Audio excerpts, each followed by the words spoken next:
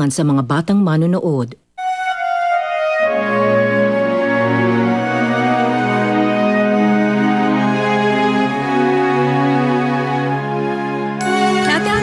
Nagiging ugali mo ba ang nakiki-update kung kani-kanino? Isa lang naman ang gusto ko, Leila, maibalik sa akin ang anak ko. Pakipagtanan siya yung sa isang lalaking nakilala niya sa pier. Puntahan nyo lahat ng terminal ng sasakyan. Hindi dapat sila makalabas. Kapag nakita nyo si Tisoy, dalhin nyo sa akin. Kung sino makapagdadala sa akin ng mapagtuturo kay Tisoy, bibigyan ko ng 10,000. Hahanapin ko siya at ibabalik ko siya sa akin. Hindi mo na problema to. Umalis ka na lang. Sawa na ako sa pagbabanda mo. Hindi na ako natatakot sa'yo. Baka naman hindi pa huli ang lahat dyan, ha? Nakapag-desisyon na ho kami, ma'am. May mga bagay-bagay kayong gagawin sa buhay niyo na hindi niyo pwedeng bawiin. Pagtatrabahuan ko ang pagmamahal ko kay Elise. Henry, kailangan ko ang tulong mo. Si Elise, may nangyari sa kanya. If I were you, hahayaan ko na yung batang yan. Hindi sanay sa hirap yung anak mo. Babalik din yan sa'yo. Di ba nagtanan din tayo? Iba ako. Iba sila. Matalino ko, may plano ko para kay Elise. Hindi mo naman ako maintindihan. Bakit? Dahil hindi mo naman talaga anak si Elise. Yung estudyante mo, si Tisoy, naku, dinaanan yung anak ng boss ko. Papasok nga at kukwento ko sa'yo. May bisita ka pala. Sige, kailangan ko munang bumalik. Sir,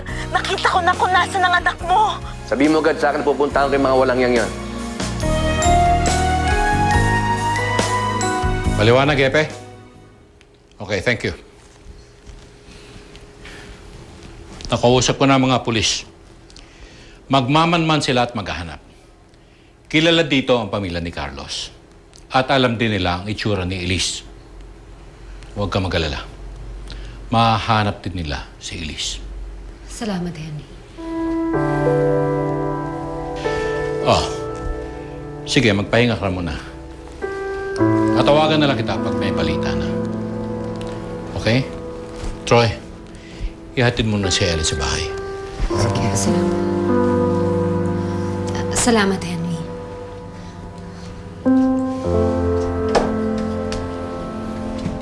Sige na, umalis na kayo. Hindi na kayo safe dito. Oh, kunin niyo to. Ma'am? Sana makatulong sa inyo. Tisoy, kunin mo na. Huwag ka na mahiya. Sige na. Ma'am, salamat po. Sige na, umalis na kayo. Wala na kayong panahon. Salamat po. Maraming salamat po talaga. Hindi namin ito makakalimutan. At huwag ko kayong mag-alala. Hindi kayo magsisisi. Sige na. Sige, umalis na kayo. Salamat po. O, mag-iingat kayong dalawa, ha? Opo. Tisoy, sige na. Nabalik po, Mira. Salamat po. Ingatan mo siya, ha? Sige na, umalis na kayo. Sige po. O, mag-ingat kayo dyan kayo dumaan.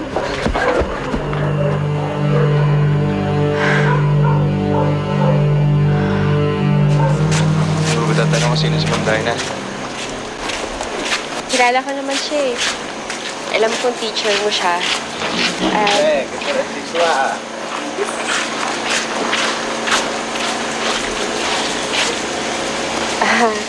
Matagal ko na rin alam na nag-aaral ka ulit. Pasensya ka, Elise, kung ginagawa ko sa'yo yung pag-aaral. Nahiya kasi ako eh. Laki-laki ko ng grade 1 pa rin ako. Ano ka ba, Tisoy? Ayos lang sa akin kahit grade 1 ka ulit. Ang mahal.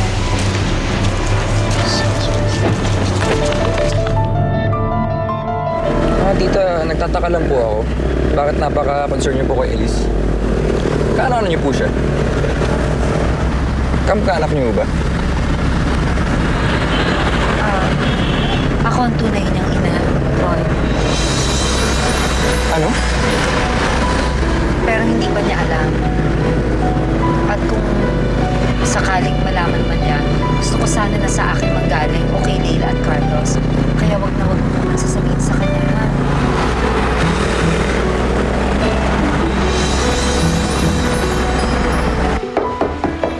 Sandali! Sandali lang! Sandali! Ma'am Leila? Nasaan si Elise at saka si Tisoy? Ayun sila. Tago! Eddie! Eddie!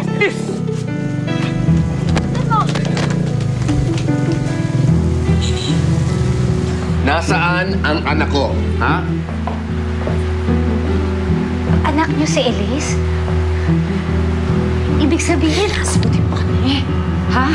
Hindi mo ba naririnig ang tanong? Nasaan na sila? nakaalis na sila. Ilang minuto na nakalipas. Saan sila pupunta?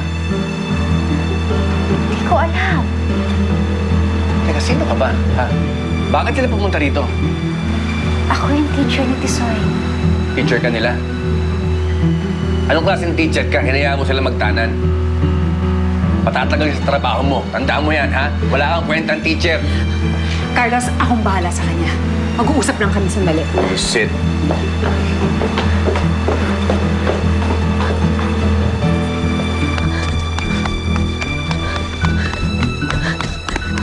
Soy! Soy, anong gagawin natin?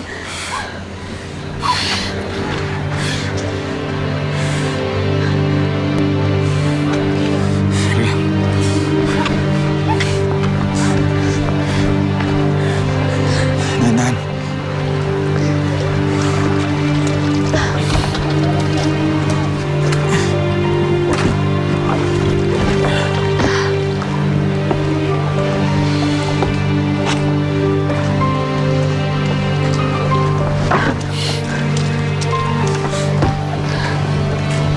Si Bilis.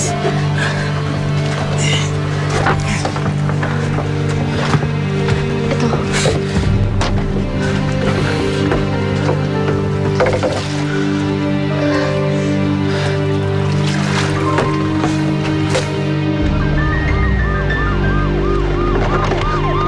Elias! Elias! Elias! Elias, babalik ka dito! Elias! Tita, nasa dagat sila. Kaya huwag tayo mag-alala. Hindi nila makabul yan. Bangga! Maghanap kayo, ha? Habulatin sila! Bilis!